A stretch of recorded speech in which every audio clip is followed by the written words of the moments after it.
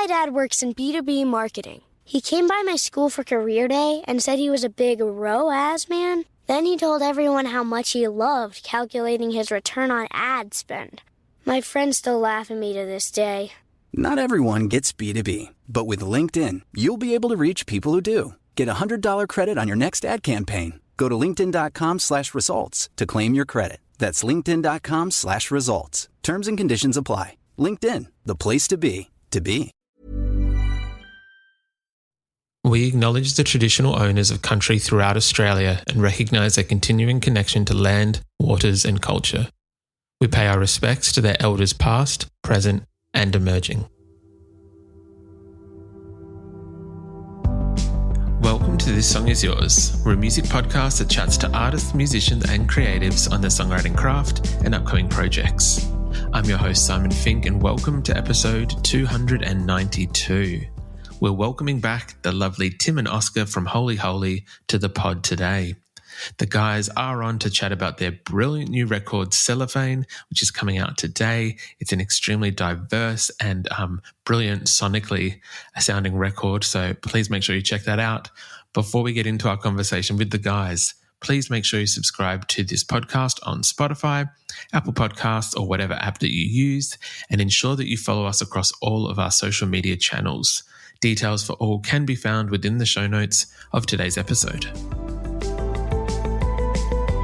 Our guests today are Holy Holy. The indie pop duo comprising of Tim Carroll and Oscar Dawson are one of Australia's most beloved indie bands. Having 4 acclaimed and well-loved records under their belt, the band have never been one to shy away from mixing up their sonics and trying different genres on for size. Over the years, they've also been a champion for new and upcoming acts, having showcased newer artists across their discography as well as more established acts. Today, they're releasing what might be their most diverse record yet with Cellophane. It sees Tim and Oscar once again testing those boundaries of what Holy Holy can be, and it really does explore some beautiful sonic territories. In today's episode, we're talking to both Tim and Oscar about this brilliant new record and the collection of guests that they've assembled this time around. We talk about how they experiment with new genres and sounds and their creative process behind that. And then we also talk about where the band goes from here and what is after this record and what the future holds for Holy Holy. Cellophane is out right now and we've left links in the show notes so that you can buy the record. We also want to say a massive thank you to Nick from Sony Music Australia for his help with today's episode. Here is our conversation with Holy Holy. Text me when you get there, we can meet inside. Hope you wanna dance, cause I need you there tonight.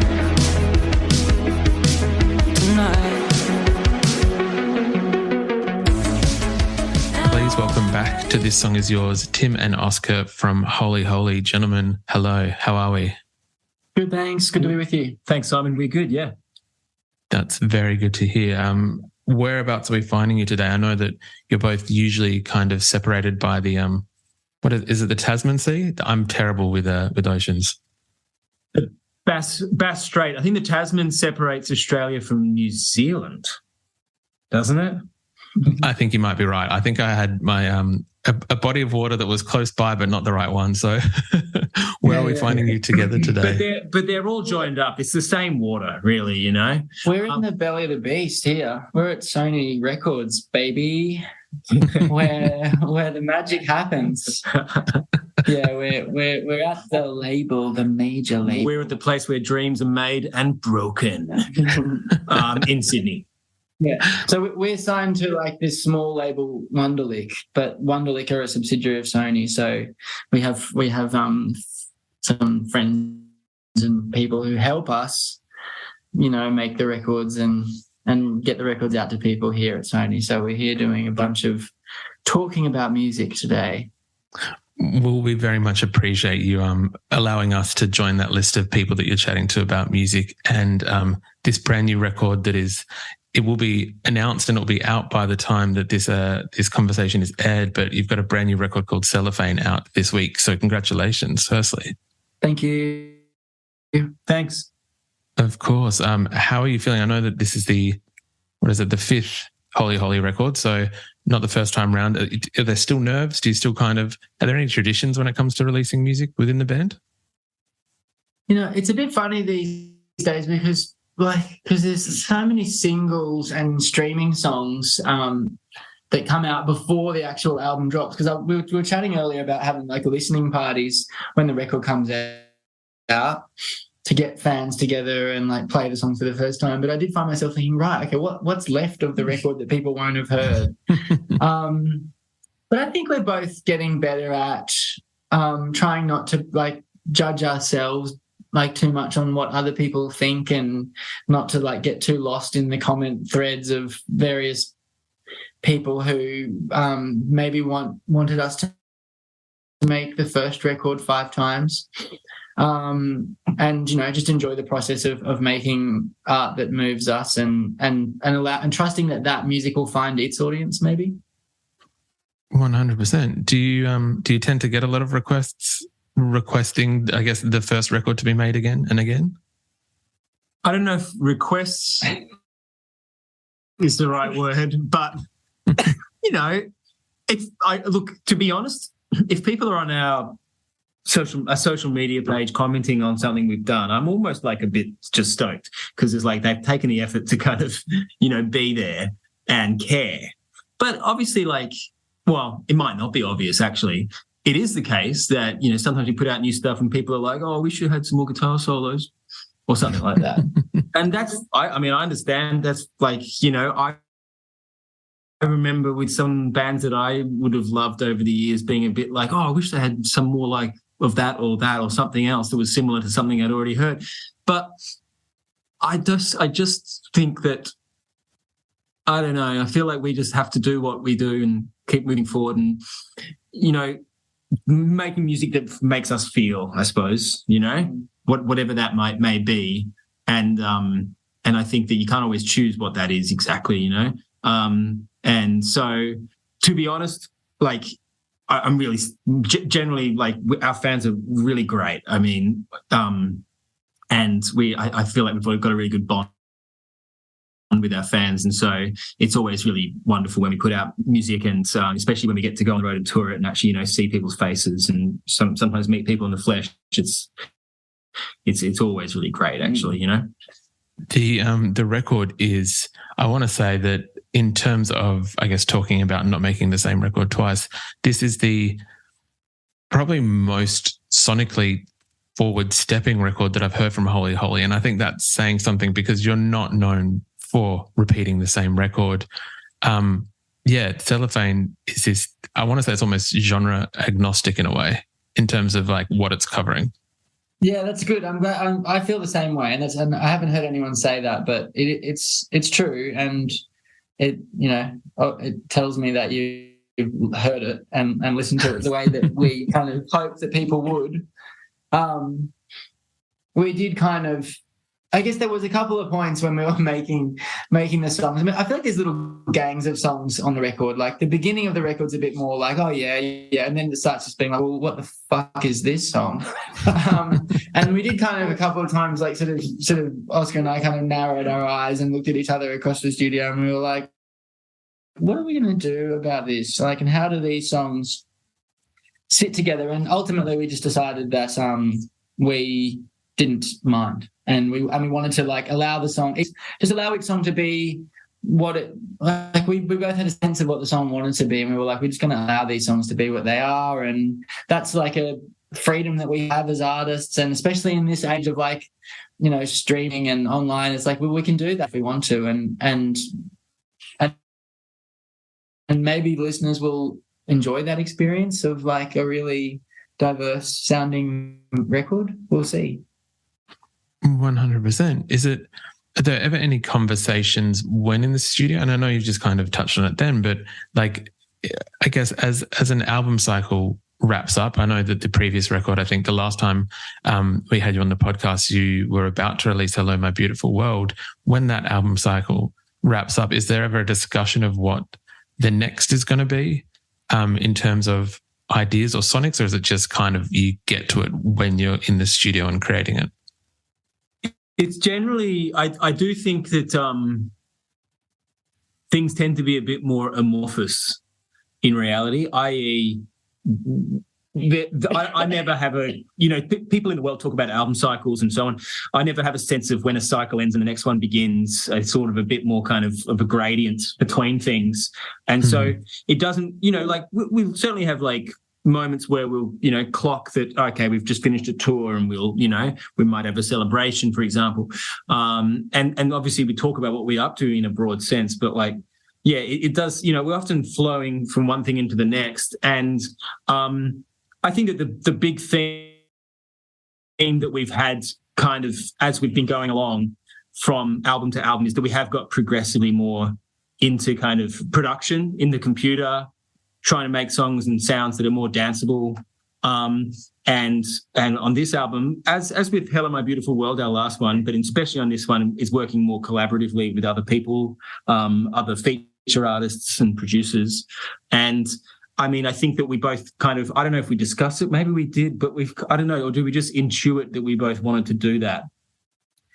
Yeah, it's funny, like, because on other records we have had a bit more of a sit down and like, let's achieve this and let's try this. But this time, I don't know, fifth album in, it was less like that. It was more an unspoken kind of understanding. But with the collabs, I think we kind of basically got to a point, like anytime we were like, oh, could this song have a guest?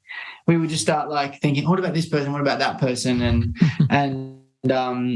we were both, and then Oscar would be like, yes, send them an email, DM them, get into their Instagram DMs and see, and we sent off all kinds of things to people. Them. Yeah. And the people that are on the record are the people who, I guess, we have some kind of personal connection with, or people who heard the music and were excited to be a part of the project. And oftentimes, the collabs came together really easily, actually. 100%. For the record, there is quite an eclectic guest list. I feel that you've got a few good Australian artists on there. I think there was Tia Carez? Am I pronouncing that correctly?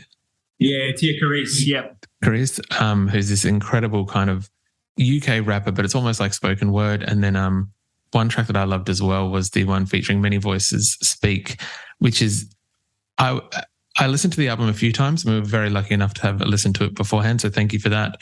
I wasn't expecting that track to close out the album just after having listened to sonically these incredible massive worlds, and then that just seems almost worlds away from the rest of the album.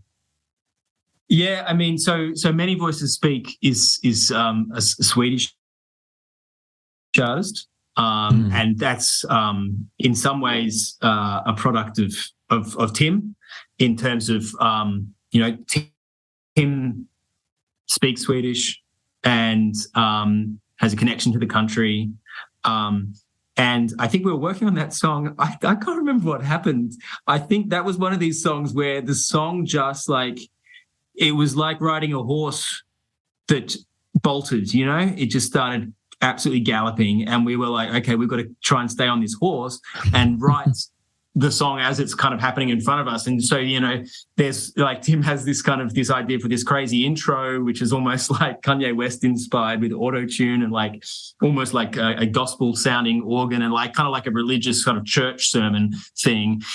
Then going into this kind of melancholy and sort of almost like Flaming Lips inspired kind of song about, I guess, saying goodbye, right? Saying goodbye to a place. And then Tim was like, why don't I sing a verse in Swedish?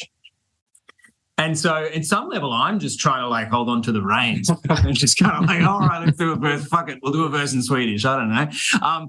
Which, I mean, I know and you can't just translate it into English, It's not like you can just go, okay, we did it in Swedish, but yeah, that's great. Let's just put it in English now. It would sound wrong. It would sound different.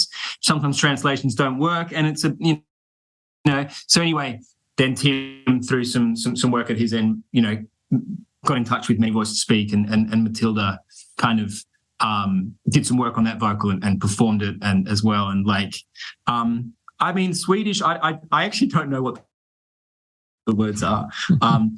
Because I don't speak Swedish and I haven't asked yet. But it sounds beautiful. I've always loved the sound of Swedish. It's like, to me, Swedish is like the language equivalent of like a kite flittering through the air. It's like quite a playful sounding language to me. I think she says something like, looking like wistfully up at the sun at the same place on the earth as you are, and looking out at the view from the same place, like being like we're here together now, and then like I dream about when we'll be together again here, kind of thing. Jag drömmer när vi ska bli tillsammans igen, or something like that. Like I dream about when we'll be together. But yeah, I think one trick that I hope, like I think one tool you have in your tool bag of like an album is where you put the songs in the track list. And so, you know, that's like so when we have, like, we sort of take people on this journey, and so sometimes when we're like, okay, what are we going to do with, like, you know, what are we going to do with Rosé, this kind of like folk ballad song? It's like, all right, what if it went this, then we'll take people right down to Rosé, and then we'll drop people in this intro to Cellophane, and then they'll think they know where they are, and then we'll just go somewhere and it's like with the last song, I feel like you can do whatever you like, because you're like, it's the final statement, and it's kind of like, it's a bit like an encore in the live setting. Yeah. And that's because that song, it's about saying goodbye, you know, because it's like these days come around, I can't hold them down, and then it's like goodbye now, my heart. So it sort of it makes sense that it's like this big goodbye song, which I'm hoping that we will play last in the live set, and it'll be this big like farewell kind of moment. I honestly, listening to it, it does kind of suit the I would say, yeah, like an encore kind of track, the one that you're going to have a resolution for the night, if you will, that it was going to be that track. We've also previously spoken to some other artists about kind of track listing and things like that, and how sometimes the last track does tend to be the final statement, as you said, but also we've found that there's a medium percentage that seem to almost indicate possibly what a band is working next on. Could we possibly expect more of a, I don't want to say like folksy sing along. I think before, Oscar, you referenced the Flaming Lips, which I think is maybe a better reference. Could we expect that kind of sound on a future, on the 6th, the forthcoming, whenever that may be, kind of Holy Holy record? I couldn't tell you. Yeah, honestly, haven't thought about it. Mm-hmm. Sometimes I do think, what, you know, imagine, I mean, wouldn't it be so funny to go back, like Just go back and take a full-on rock record. Well, not just some kind of really instrumenty one, like a really kind of like physical instrumenty thing. Yeah. But not sure yet. I think there is something about, almost I feel like at the moment, it would almost feel like we would not doing justice to this album. At the moment, my head's really in this record, and I just want to like see it out, and then maybe, yeah, like look within and see, you know, what's going to make sense in the future. But it's exciting that we're in this position now where, you know, we can do whatever we like. You know, we can do, yes, we could go anywhere, and people will be like, oh yeah, that sounds about right. Oh yeah. Well, look, they've done it again. Another weird, confusing album. Yeah, well done, Holy Holy. Thanks. But people do love Holy Holy. I know that the excitement around this record, even just kind of looking at social media on the singles that have been released so far, that there's an everlasting love for Holy Holy. I feel that you guys don't seem to be able to do any wrong, touch wood. So I know that whatever it does kind of come out will land well with audiences. Just very quickly speaking on the guest list, some of the ones that I didn't mention, we've got Tasman Keith, I think Bag Raiders, Kwame, as people would know. I know that there was a discussion of how you got them on the record. In terms of collaborators, is there something that, I guess obviously being a fan of their work helps, but is there something that you look for in terms of traits, or I guess what does make a good collaborator for yourself? Like the truth, it's each thing is, each song and each relationship is really its own whole world, you know, like like with Madhana, like we did that like a version, the Sunflower, Post Malone like a version with her, and she is sort of from Launceston, and so like we have this personal relationship with her, and so when we were writing that song, you know, she came to mind as someone that, you know, it'd be fun to work with, and you know, I'm really excited for her future and so on. So it's kind of exciting to introduce her to our audience as well. And you know, be a part of her journey. And then with some, they're also from Tassie, and like we have, like, for example, we recorded a bunch of Mindful of Light in the Sumner studio in Launceston. We were like borrowing their studio for years. And like Teach Me About Dying we wrote on a keyboard that belongs to Jack from Sumner. So we have a deep kind of relationship with them. And then like Darcy Haven just happened to be in the same studio as us when we were actually writing that demo. She just happened to be in the next room. So that's how that one happened. But I mean, you could say sometimes I think we're looking for something that's different to what we are, you know, someone who brings something else to add richness and add their own voice to what we're doing. Yeah, and it's a personality thing. I mean, you can't always know someone's personality before you might have met them, but This summer, Instacart presents famous summer flavors coming to your front door, or pool, or hotel. Your grocery delivery has arrived, sir. That was faster than room service. No violence in the lobby. Oh, seriously? Anyway, sit back, relax, and get delivery in as fast as 30 minutes. Starring your favorite snacks, drinks, and more. Download Instacart for free delivery on your first 3 orders. Rated H for hungry audiences. Offer valid for a limited time. Minimum $10 per order. Excludes restaurants. Additional terms and fees apply. My dad works in B2B marketing. He came by my school for career day and said he was a big ROAS man. Then he told everyone how much he loved calculating his return on ad spend. My friends still laugh at me to this day.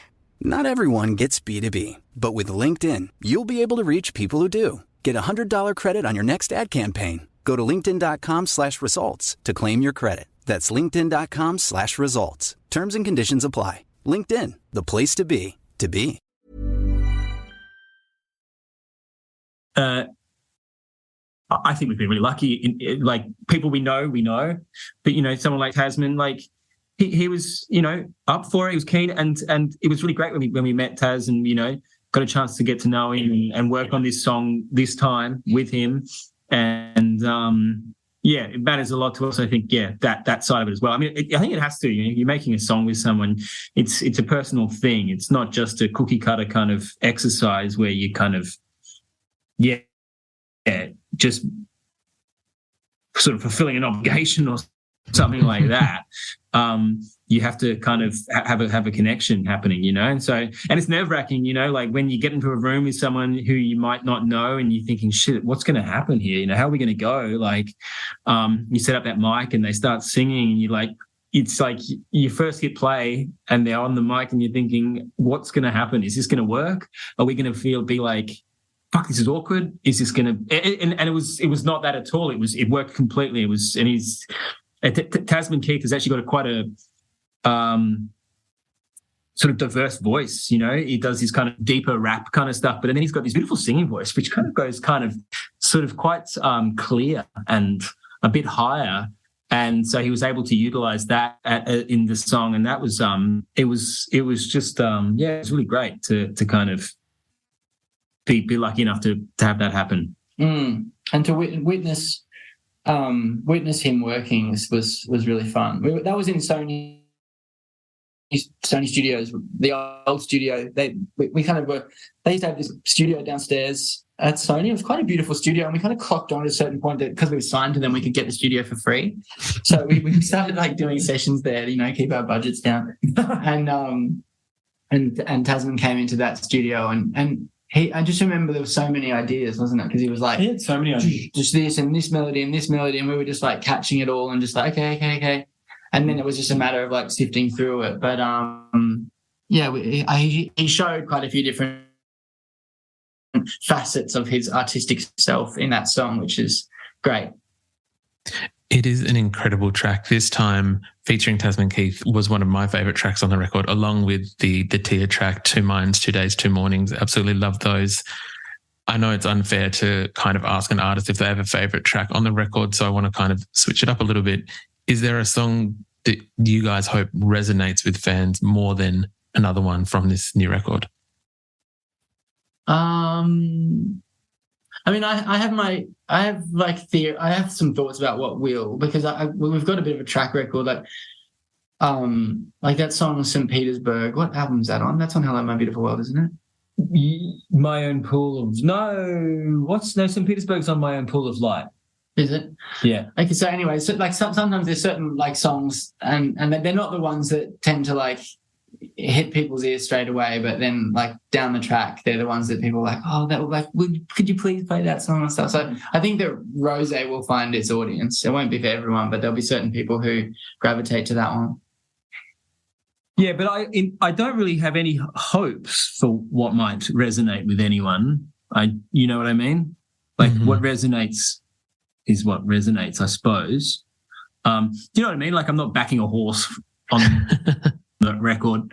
And you sort of know though, like when you play songs live, I remember when we put out My Own Pool of Light, our third album, and it might have been that the album hadn't come out yet, but we were playing a show and I remember we played Teach Me About Dying, the song Teach Me About Dying, which up until that point I was like, oh, it's just a song on the record or whatever, like, you know, a song I really love, but just a song. And I noticed how the crowd reacted at this show and I was like, oh, that was interesting. I wasn't expecting that. It's like they take on a bit of a life of their own. And in subsequently, that song has become one of the biggest songs off that record in terms of, you know, people really responding to it. And I think I'm the worst judge sometimes, you know. And it's so nice when you play a song and you see it take on a life of its own in front of a crowd, I suppose. 100%. Well, as you said, I think that people will connect with what they're going to connect with, and there are plenty of songs to connect with on this record. As we mentioned, it is very varied in its sonic soundscape and the songs that you're trying to achieve. I do want to very quickly ask, I know you mentioned Sunflower just a second ago. Is that where the auto-tune for this record kind of came in? Was that the introduction or the bridging for auto-tune on some of these songs? Was it Hold Up? I can't remember when we started. We did work with auto-tune on Sunflower. Yeah, we did. I mean, it was a couple of different things at once. I think maybe Sunflower like had us doing it and trying it and sort of getting used to it. And then I did a writing session with Sumner, and they do a thing when they're writing, when they're improvising, they have a bit of tune on, like, from the get-go. And I began to see, like, I think Tasman might be the same. And I reckon Kwame is probably the same as well. So there is this sort of generation of artists who that's how they actually compose. And I do think that, so I was interested just to try that. And there is something kind of like, there's something really satisfying about it. And when you've got the cans on and you've got like a track going and you're singing with the tune on as you're writing, it feels good and satisfying. And I think it actually a bit like maybe you would sing differently if you had reverb on or not. You know, you lean into the effect. And so I think I was kind of keen to explore how that effect would in turn like change my melody writing and my delivery and so on. So we just kind of like tried it. It's been a while now. I forget how many of the songs on this record kind of dip into that like effect. But I do find it interesting the way that people the way that people react to Melodyne and auto-tune is very like primal. Like people would never react about like distortion, putting distortion on a vocal, or putting like a flanger on a vocal, or putting reverb. And those are all like sort of effects that mimic something.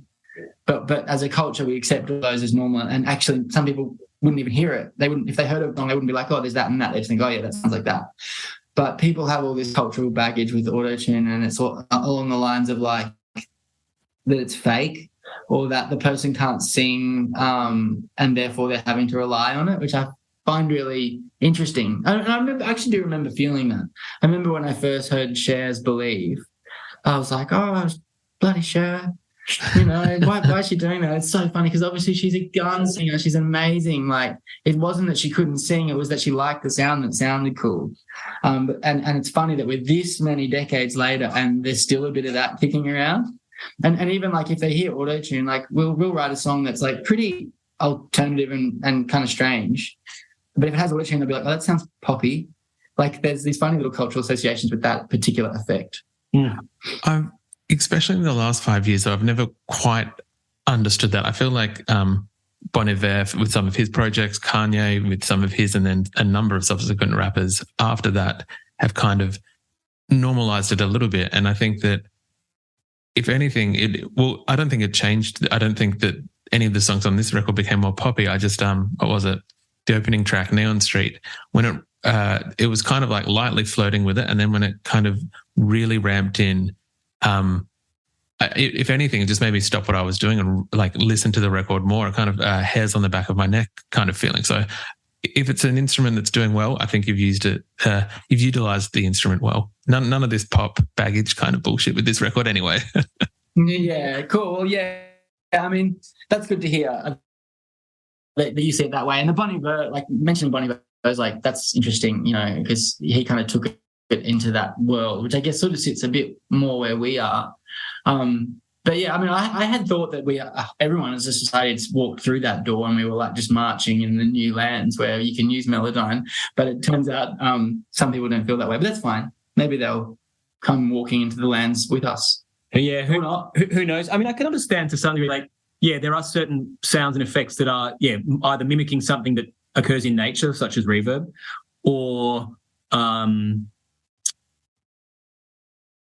exaggerations, you know, of something that you kind of already might be familiar with, like distortion. But auto-tune is not heard in nature at all, isn't it? And so I suppose it is fundamentally fiddling with the human voice, which we're so acutely tied to, you know, the sound of the human voice. When you start manipulating it, pitch shifting it and so on, it's so very noticeable to people, I suppose. So, you know, maybe I can understand. But then again, like, after all these years of, I don't know, CGI and movies and, as you say, like, you know, since T-Pain and Cher and like it is, I thought we were at a point where it was normalized and it's just considered a part of the kind of suite of effects that are, you know, available. And like, but yeah, it is more normalized, isn't it? I suppose. But I love the sound of it. And there was actually more on the record than what we ended up with. In some cases, we did peg it back a bit. We kind of went, oh, let's just actually chill it out there. And like, we were a bit judicious because it's easy once you start using it to just put it everywhere. Because everything you put auto-tune on, you're like, that sounds sick, you know? So in some cases, we probably did peg it back a little bit. Yeah. I mean, that's why, I think that's also perhaps why, like, I mean, and it's funny, you know, because one thing that happens is we write the record, you know, sort of like, going through and making all these decisions, and some of them are subconscious and so on. And oftentimes it's only when we do interviews like these that you start to actually stitch things together and realize. But like a song like Rosé, where there's very little effect on the vocal, and you can hear like there's a bit of like noise, ambient noise from my farm out in Tassie. And also we recorded for Rosé, we recorded the acoustic guitar and the vocal with one microphone in one take. It's very kind of like, it's almost like a live performance. And one thing that means is that you can't tune the vocal really because the guitar and the vocal are together. So it's not possible to like manipulate them. And I think there was something, maybe there was some part of me at least, and it might be the same for you, of being like, look, we can do this, like we can do it, like this is what the voice sounds like without as well. And it's just kind of like, you know, these are the different colours of what we're able to do, kind of thing. 100%. Look, I think that in terms of what made it to the record, it did work quite well with auto-tune. Gentlemen, lastly, I do want to quickly touch on, we would usually ask our guests what they're currently listening to. I think last time and this is back in 2021, I think we talked about both Post Malone and maybe some bossa nova or some samba music. I'm trying to remember exactly who the artist was, but I was wondering if you wouldn't mind giving us what you're currently listening to at the moment. I just stumbled across, Tiny Desk, Mm-hmm. the NPR thing. I just, sometimes YouTube just auto plays. Yes. And one video finished. I was at work and I was watching something and then it finished. And then Hermanas Gutierrez came on, which is I think that's Spanish for the Gutierrez brothers. And they're just this two-piece, I'm not exactly sure where they're from. I might assume Mexico, but it could be elsewhere. Two-piece guitarist, it's just instrumental guitar. And it's so filmic and cinematic, and put it on and go driving at night in the rain or something, and it's just it's amazing. That's what I've been listening to. Nice. Lovely. Oscar, what about I'm yourself? so bad at answering this. I've said that. Around the dinner table, I was just saying this to someone else just before. My wife will often play a lot of Indian classical music, or sometimes Indian pop as well, or a blend of the two, as it sometimes is. And so I like it when she does that. It sort of takes me out of my head a little bit of the music that's in our kind of quote unquote contemporary world. Although a lot of that Indian pop is contemporary, I suppose it's just got a different tone and different colour to it. So that's been really great. I never know the names of the artists, which I feel horrible about. The soundtrack to The Bear, the show. Mm-hmm. Brilliant. That's such a cool soundtrack. I love that. And it's so it's a bit romantic. I don't know if the show's super romantic per se, but the soundtrack is, and it just takes me to a time, it's great. Who's on that? It's Radiohead, but also what's the band? Wilco and the Shins. It's kind of in a way, it's kind of really obvious, but I haven't listened to those bands for ages, and so it just took me back, Is that early 2000s? Yeah, it's a bit early 2000s-y, maybe a bit late 2000s-y, and a bit of 90s in there as well. And it's nostalgic. And in some cases, with a band like the Shins, I never really got into the Shins when they first sort of came around. I liked it, but I never really loved it. And now we smash it at home, and I'm just this is the best, Look, very, very different choices, but all fantastic choices, gentlemen. Thank you very much for sharing your what you're currently listening to, but also for joining us on the podcast today. I do very much appreciate it. Thanks, Simon. Thank you, Simon.